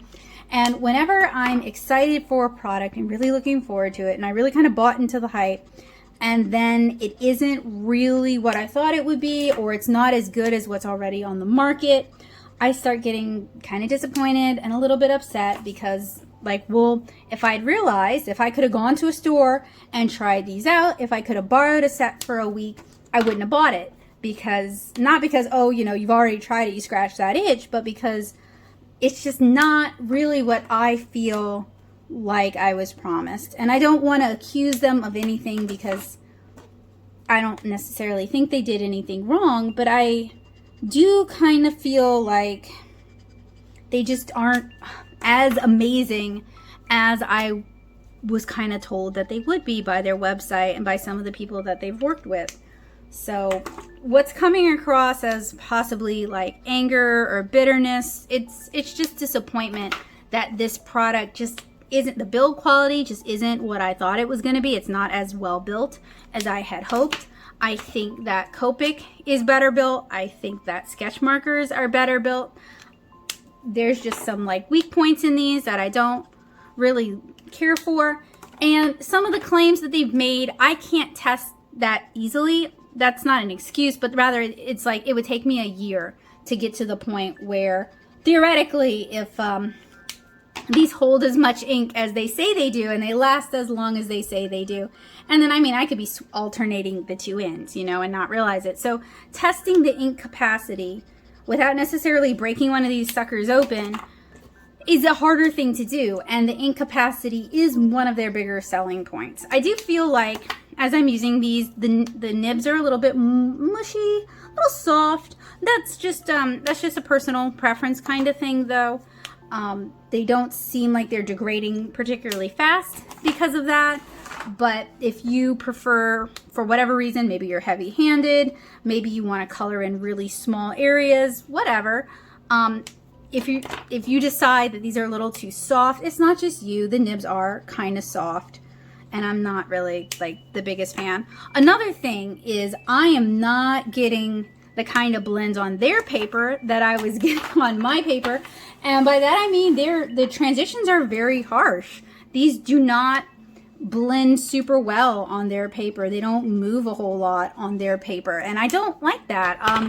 I was hoping they would perform a lot better on their paper because they were kind of misbehaving on mine, and they're both better and worse. So that's another kind of disappointing thing. I don't want to just rail on them, but I don't know. I feel like the alcohol marker market is a already very saturated market, and I really want to see innovation and improvement brought into the market. And while improving the ink capacity, improving how long they last is a wonderful thing. I mean, for example, with Copic, if you're buying the Copic refills, they cost about as much as a Copic sketch. And you can refill those refills hold a lot of ink. Even the new cheaper ones, and by cheaper I mean they hold less ink, so cheaper in my opinion, and they cost as much. Those still will refill your markers several times without costing an arm and a leg. The only downside is they're a little bit harder to find. But honestly, these I had to order them from the OLO website as a pre-order, so these are already pretty hard to find. And then to buy the replacement cartridges, I'm going to have to double check, but I would assume they cost maybe half as much as a marker. So I don't necessarily see the promises of economy that OLO was promising. I do think, like, dang it, got distracted. I do think moving away from wicks is an interesting idea. They called it outdated technology. That kind of remains to be seen because you can't refill these from a bottle. So to me, that's not necessarily such an improvement either. But I just had really high hopes for these. I was so excited for them, and now I'm just very meh about them. And it would be great to have access to more colors instead of having what amounts to like a duplicate color on the back. You don't really get twice as many colors. That would have been an area that would have, I think they could have like really taken the market by storm if these sets came with 2 colors on each end already. That would have been great. That's something that I really liked about the Spectrum Noir Tri-Blend markers that we're not seeing here. So yeah, I cannot, let me grab my swatch. Sorry for bumping you guys. I have the camera really low, so here are the swatches on the OLO paper. Here are the swatches on my paper.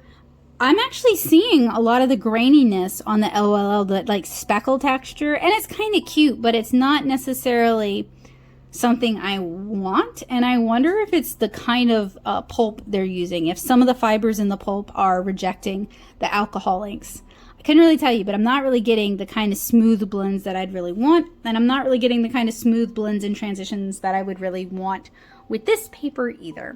So we have one more test to do. We're going to do the blending ball, which is kind of like a precursor to a field test. It's going to tell me, it's kind of like the wet into wet test when I do my student grade showdown. It's going to give us a lot of information just from handling the markers and using them to actually render a something. And I'm going to do the blending ball test on my paper because, quite frankly, other than the bleeding, their paper hasn't impressed me all that much either. For this test, I am trying to be very generous. So normally when I do the blending ball, I would try to pick colors all within the same color family, or maybe 2 continuous color families. I've actually selected colors from 3 color families to try and give me a gamut so we can really get the highlights and the shadows in here and we can just figure things out.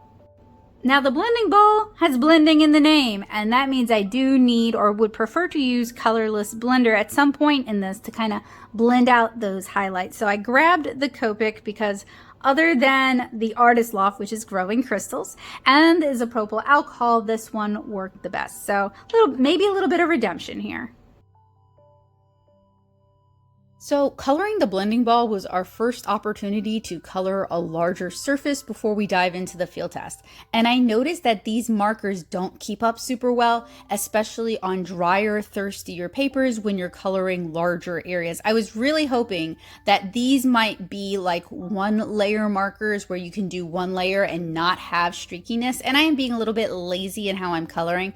If you want perfect no streaky marker coloring, you do need to do it in circles. And I was kind of doing in a contour of the ball. So you do see some streakiness there, but I was hoping with their ink flow system, they would compensate for that, and they can't. On thirstier papers, these are similar in terms of handling and how the ink reacts to cheaper markers like the Artify and Ohuhu markers. And those markers are much cheaper than these. It's difficult to get smooth transitions, and they really just don't blend out as well as I'd hope. Maybe it was the color selection in this particular set. So the one thing they're supposed to do, the ink flow, right? When coloring larger areas, these don't keep up so well. It's also really difficult to get smooth transitions, and they really just don't blend as well as I'd hoped. Maybe it's the color selection in this set. Frankly, the way the inks handle, at least the way I feel like the inks are handling today, these handle like much cheaper markers than they are. If you told me this set was $100, I'd probably believe you. It feels kind of comparable to the Arteza, maybe a little nicer than the Ohuhu, maybe not. And the screw joint here, it's killing me. I just really don't like that. Maybe they could find, put a stabilizer rubber band or something around it, but the way it's going right now, it's just not working for me, and I feel bad saying that. So now for the ID10T test. Can I assemble the flat packed marker stand? This is the only plastic wrap thing that had come in the case. It's also, in a way, like the nicest add-in that they've included. It's kind of challenging to open though. I'm looking around, looking for some scissors. Of course, I don't have them handy. Let me go grab them. So this is a laser cut, kind of a cheaper wood veneer stand. I've done a lot of work with Pinocchio over the years for my wooden charms, so I know how inexpensive these kind of projects can be, and a nicer quality wood would have been nice. Like one of the veneers that they offer would have been nice, but I'm being kind of picky and unfair. So this thing has what looks like maybe 2 layers. It also comes with some assembly instructions. If you have ever assembled convention table decor, that it's got a smell to it too. That shrink wrap sure packed in the flavor. If I start sneezing uncontrollably, you guys know why. The instructions look very simple though. Oh, they want you to glue it. I'm not going to glue it. Some O-rings would be a good no glue solution that really would not add a lot to the cost. So we start with this piece and we do these upside down, and then we seem to lock them into place. And I can see why they tell you to glue it. I'm not going to glue it. I don't even know if I have any O-rings, but I'm not going to glue it. All right, so that's in place. Then they want us to insert what looks like this one. It fell apart like immediately. That's why they tell you to glue it, but you gotta get it assembled before you can glue it. Okay, so where do you go? Do you kind of, it looks like it just sits on top. I don't, okay, maybe it goes in here. Their instructions are not the clearest. Okay, and I don't know how that's supposed to stay, but here we are. All right, we've made progress. So then we have this.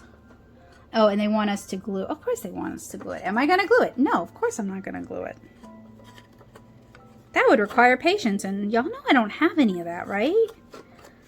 Of course, then you can't complain when the included stand doesn't do any standing, but that's on me, not on them. And then this piece goes on the back. O-rings, O-rings. And then I guess it holds it like this.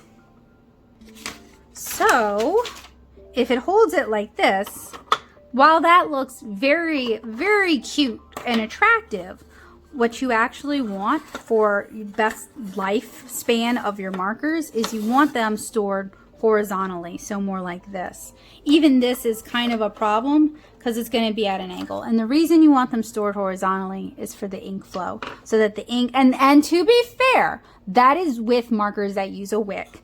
So maybe I should be brave and take them up on their, why does this have a whatever, take them up on their challenge. And of course it's going to bug me not to have it in the order that I had it, so I got to fix it first. Let's do this in time lapse.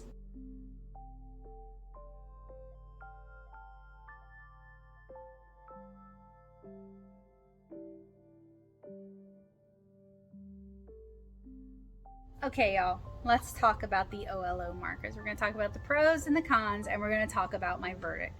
And somewhere interspliced, I am going to revisit their website and I guess talk about if things have changed or not. Because it's been, I ordered these in April, so it's been several months. I'm just going to start off with the verdict. I can't recommend these. I don't recommend these. If you already have alcohol markers, I don't recommend these. If you don't have alcohol markers and you're interested in getting into alcohol markers, I don't recommend these. And there are three big points, three big cons. One is the price. $180 some odd is a lot of money to spend on alcohol markers. The Copics are cheaper and you get more of them. And Copic is usually considered like the most, the more expensive alcohol markers. There might be some like weird collab that's super expensive that I don't know about. But typically Copic is considered like the higher end, the more expensive, kind of, some people would consider them to be the gold standard. Some people would consider them to be the gold standard of alcohol markers. So the fact that these are more expensive and they don't necessarily perform better is already a big meh. Another problem is that they are harder to get. You got to order them, to my knowledge, from the OLO website. I haven't gotten any ads or anything from like Michaels or Amazon or Blick or Jackson's or any of the other big art providers that they're now carrying OLO markers. And accessibility is important. I live in the rural South. We have two really art supply stores. We have Moe's in New Orleans, which I've never been down to. I've been to the one in Baton Rouge, and we have David's Art Center in Metairie, which I go to all the time. And then we have Michael's and Hobby Lobby. So we don't have a lot of options. A lot of what I do, if I don't buy it in person, I'm ordering it online.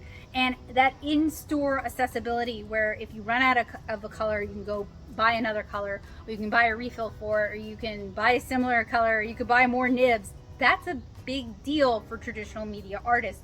Being able to just go out and get what you need or have it already in your home, whether it's refill bottles, that's a big deal. That brings me into my next issue, the cartridge system. I hate that idea. I hate it so much. I really want refillable markers. That is something that I bring up in every review. It's always a pro when a company offers refills or markers are refillable. I'm always really excited about that. That is a big deal to me for a number of reasons. One, I use the alcohol inks for other things. I put them in spray bottles, I'll drip and drab them. I've even used them in resin projects. So buying a bottle of alcohol ink that matches my marker is not a big deal to me.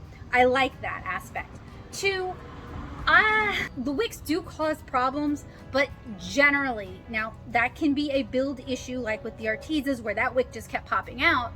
Generally, for a wick to just totally dry up and harden, it's because I haven't used that marker in too long of a time and it hasn't been kept in the most ideal situation. Maybe when I lived in Nashville, every year my AC unit would die in the hottest week of summer, and I would honestly end up with a lot of ruined art supplies because they weren't really being kept in the right climate controlled situations. Alcohol markers were the biggest one. So that's when I start having problems with the wicks, is when the ink evaporates out. And with the system they have now, I'm not convinced that we're not going to see some of that evaporation and loss. And with these being not refillable, just cartridges, that means you basically scrap half the marker or the whole marker, because it's kind of weird on how you want to call these a marker. In my opinion, each half is a marker, but we have two of the same color.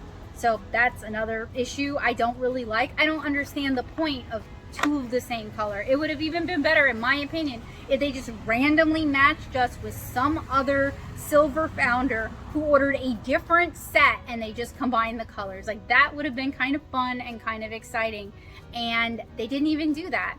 So I think the biggest innovation with this set is the ink containment system. And it puts me in mind of Caron markers. If you guys are familiar with Caron markers, I reviewed their water-based markers a while back. And it's a system that's commonly used in fountain pens, where you have like a feed and you don't necessarily have a wick. And I do think that idea is innovative, but I don't like that the way OLO markers are right now, you can't refill it. That's gonna be a hill I die on. It's so wasteful. It's really gonna bother me, and it is one of the reasons I'm gonna have a really hard time recommending them, because I have had the same Copic sketches and the same Copic chows. Like, when I started, I bought a set of warm grays. I still have those warm grays. I have refilled them dozens of times. So yeah, I have purchased refill bottles, maybe two, but I've never replaced the marker bodies themselves. And I actually do care about that. That's important to me. Single-use plastic, especially as someone who reviews art supplies, and I generate a lot of single-use plastic. I do try to be mindful of it, and I try to talk about it because that's something companies can work on. So to me, the cartridge system is a big deal killer for me. And then, even if they offered these as empties and we could fill them with our own inks, I would be more excited about that, because it's harder to get the empty Copic sketches. And I have a lot of alcohol inks from different brands that I'd love to put in markers. Like, I have Jacquard inks and I have the Ranger inks, and some of those are really fun colors. And if you don't have an empty marker to put it in, you can't use it as a marker. So that would be another direction to consider. But I think they should take kind of the Caron approach, maybe, where I don't not like the half body markers, but like I said, I wish they paired us with somebody randomly even, and we just got more colors, because I don't need two of the same purple, and I don't know anybody who bought these. And considering what I said in this review, I probably won't know anybody unless they pre-ordered it like I did. I probably won't know anybody who bought these. So it means I've just got two dragon fruit. I don't need dupes is a problem for me already. I don't need more of that. I don't need that packed in. So that's another con, especially when we're talking about like the Spectrum Noir tri-blend markers, which go on sale. I see them at Tuesday morning all the time. And you do legitimately get 3 markers in one marker, and that can be a very accessible way to get into alcohol markers. So what about the pros of the OLO markers? To be honest, it's getting kind of hard to think of any when we're comparing them against some of the other alcohol markers we've talked about. So you know what? We're not going to compare them. The brush tip is nice. It's very springy. It's fairly soft. It's smaller than some of the other ones that I've used. So if you are looking for a smaller point, that might be a good option for you. And that might be it. I'm sorry, that might be it, because there's a lot of stuff that I feel like they need to improve upon before this could be a product that I could recommend and a product that I can call a pro. Even the included stand gives me pause for concern, because it flies in the face of what we're taught to do with how we're supposed to store our alcohol markers in general for best use and longest use. So this was a rough one for me. I really wanted to be excited about this. I really wanted this to be as innovative, as easy to blend, as easy to use as they promised. Oh, another pro is you can choose to buy no chisels, which means you end up with 2 of the same tip. Oh, and then even if you bought a chisel, it's basically 2 markers. It's not for me, is the best that I can say. The OLO website, we are now in early August, so it's been a few months since I've looked at it, and I mostly just want to see if they mention anything different, if they add more information. It's not, I mean, the new red handle is kind of something new. I wonder what that represents. I am looking at this on mobile, so that kind of explains the weird format. I really, this graphic here, I feel like I kind of got tricked in that one, because what we received, as you guys remember, is not 2 different colors in one kind of marker body. It's the 2 of the same color. So that whole unparalleled value thing, that's really only if you can mix and match. And this is the ink flow system that kind of makes me think of the Karen markers. I don't really understand why they couldn't have developed this in such a way that it would be more refillable. It would be interesting to see an explanation of that. Here's a close-up of their color wheel. I feel like they still have a lot of room to grow regarding their color range, because a lot of their colors are just not really that blendable. Also, honestly, I didn't think their color system made that much sense, and that's somebody coming from other alcohol markers. Their skin tones are just, there's just nothing there. And I am biased in that regard. I do prefer to do a lot of really cute cartoony design. So it says these are designed in the US and manufactured in Japan. I felt like their build quality did not reflect the fact that these were manufactured in Japan. I felt like there was just a lot of like, I find when I buy Japanese products, especially stationery, that there's like a little extra thought into everything, and everything just seems to be a little bit better built, and that was not the case with the OLO markers. So I'm going to go over here to this menu. We're going to take a look at the shop. Let's go to collections. And this is a 128 marker range in 32 collections. So here's some of the, like, this is like the whole color range. Let's look how much money that is. Almost $1,000. And then this is half the color range, so 64, almost $500. These are expensive. So I paid, it says collection 1 from $86. I don't really understand that, because as you guys can see right here in the drop down menu, oh, now they're selling them where you just get half the marker instead of the, I don't like that. I don't like that, because I would have done that and saved a bunch of money. Where was that? Was I just dumb? And then, so the colorless blender, it seems to be in collection 2. I believe I ordered collection 1. For some reason, I thought there would be more usable skin tones, or just like, I felt like this was a color range that I could use. I don't necessarily feel that way anymore. I had a really hard time though deciding which of these sets to get. And then they also have the 16-piece collection. So this could be a good way maybe to add some of those missing colors. Okay, so the cheapest you're going to get with this is the 4304. And all they're really doing is they're breaking down their larger collections into smaller ones. There shouldn't be a whole lot of color overlap. I think maybe the grays collection might be the only color overlap that I'm seeing. And that might also explain why the boxes they came in were just so cheap. They were some of the cheapest marker boxes I've gotten other than clamshell packaging in a minute. So this whole experience has just made me kind of a little salty.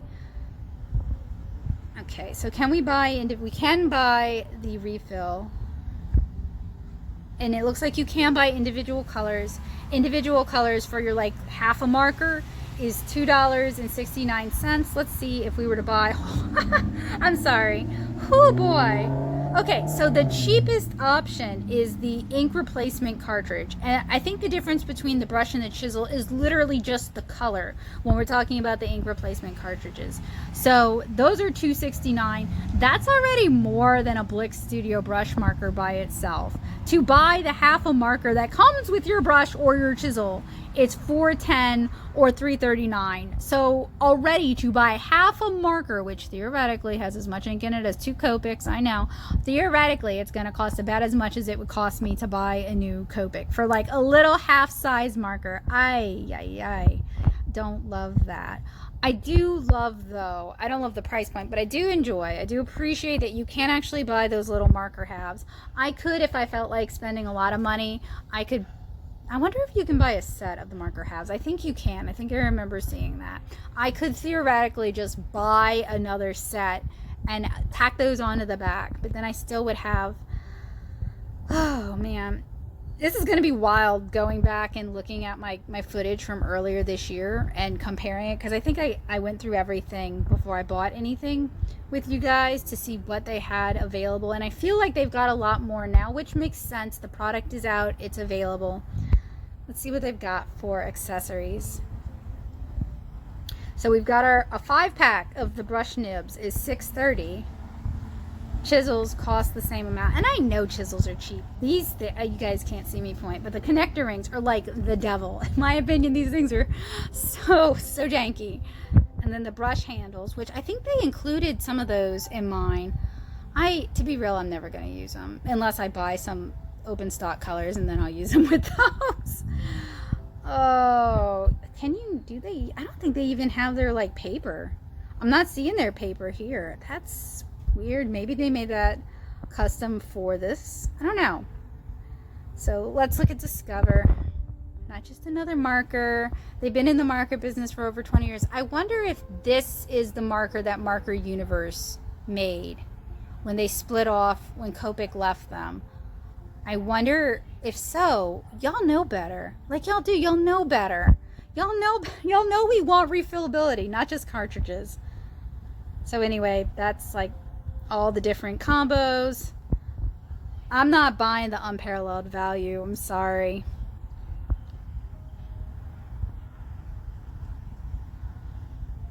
So maybe I'm hoping you guys can kind of see how I got like suckered in by the hype.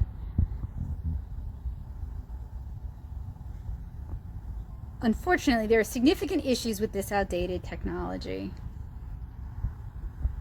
Oh yeah, and there you go. There's Chihiro Howe's beautiful art. And it is beautiful. How she is getting some of these blends with these markers, I don't know. I don't know what paper she's using. She's working real big, and that does help because these markers are so bleedy. And even, they made a mistake. They showed a real close-up of her art. You guys can even see, and I am not dunking on her art. I love her art. You can see some of the patchiness like in her hair that these markers are doing. So even with an artist who is so good at markers, is like a marker wizard, we're still seeing some of those problems. And I know some of you guys are like, well, Becca, you're gonna see that anyway.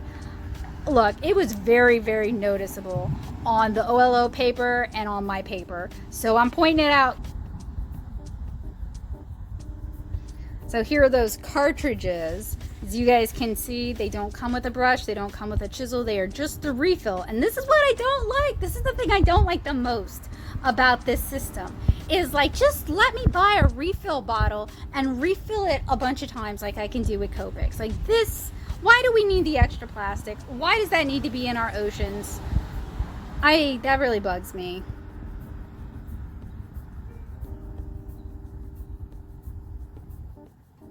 And then I'm sure they do sell. Yeah, they sell the 0 open stock. Ah, yes. And then here's the 5 stars from Aaron Blaze. Who else? Who else loves these? Let's see. Manny Carrasco. They're so smooth, they're almost zen. This is not the experience I had. high-end markers most of my career, have never experienced a more smooth, vibrant marker. Man, sometimes when I'm reviewing art supplies, I feel like I exist in like a different universe because their experiences and my experiences are like night and day. Just so different. And then you have home, which we looked at, contact, and account. So that wraps up my experiences with the OLO website. You use your markers in a way similar to how I use my markers, or if you felt like my concerns resonated with you and were valid to you, then skip these markers. They're expensive. I think OLO needs to do some more work on these. I think they need to retool a lot of this, both in the terms of like ergonomics of the marker body itself, because there are no nods to people with disabilities. There's nothing that makes this marker special in that regard. And that's important to me as well. Nobody else is doing it, so I might as well ask OLO. If you really want to be innovative, accessibility could be a great way to be innovative, especially because coloring has become so popular with such a wide demographic. Making these a little more comfortable to use would make them accessible to that demographic in a way that other marker companies have not made them accessible. So my verdict is a message to OLO to please retool these, please rethink these, please go back to the drawing board and keep working on them. I love Chihiro Howe's art.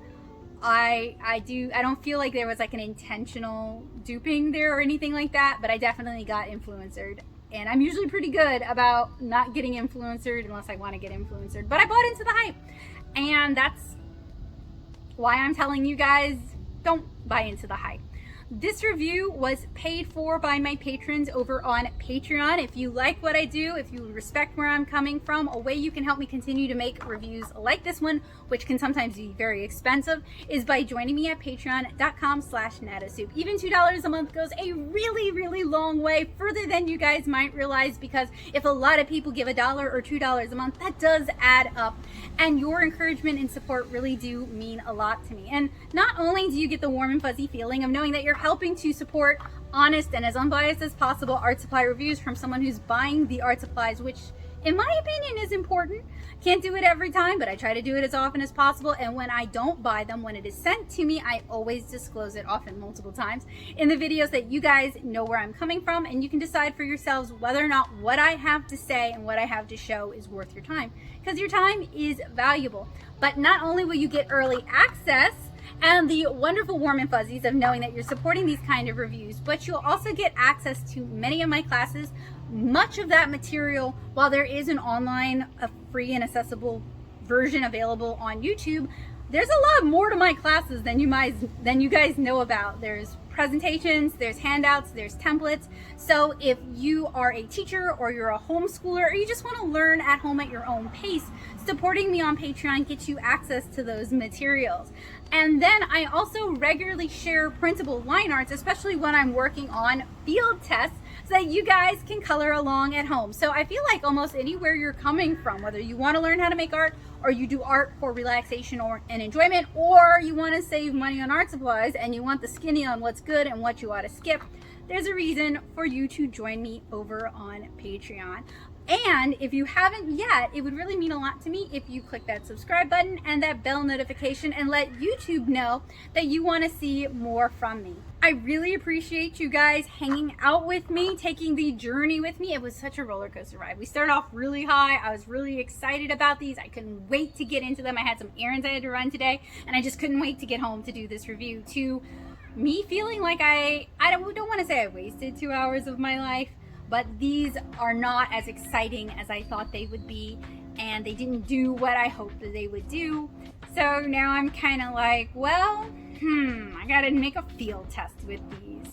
So hopefully you guys will keep an eye out on that. But I really sincerely and truly, considering how expensive these markers are, I hope that this review was helpful, useful, and informative for you guys. Your money is obviously valuable, and as we are living through inflation, you gotta make that dollar stretch as far as possible, and these markers are not gonna give you that economy. The Blick Studio brush markers are still the king killer over here in this household. So if you're looking for some good alcohol markers that perform a lot like Copic, but maybe don't have the same, it doesn't have as big a color range as Copic, but they're still really good. I highly recommend you try the Blick Studio brush markers. I don't have any affiliation with them. I just want to help you guys save some money and make some art that you guys will like. So I look forward to seeing you guys again in the near future. Probably not with the field test right away, because I need to like recover from these and also do some research and decide if I want to buy more of these so that I'll be able to do a field test, because as it stands, I'm kind of stumped with what I can do with these, but I'll think about it. I'll give it some time to simmer, to kind of meld and come up with some ideas, and I'll hopefully see you guys again really soon with another great review or tutorial. Bye guys!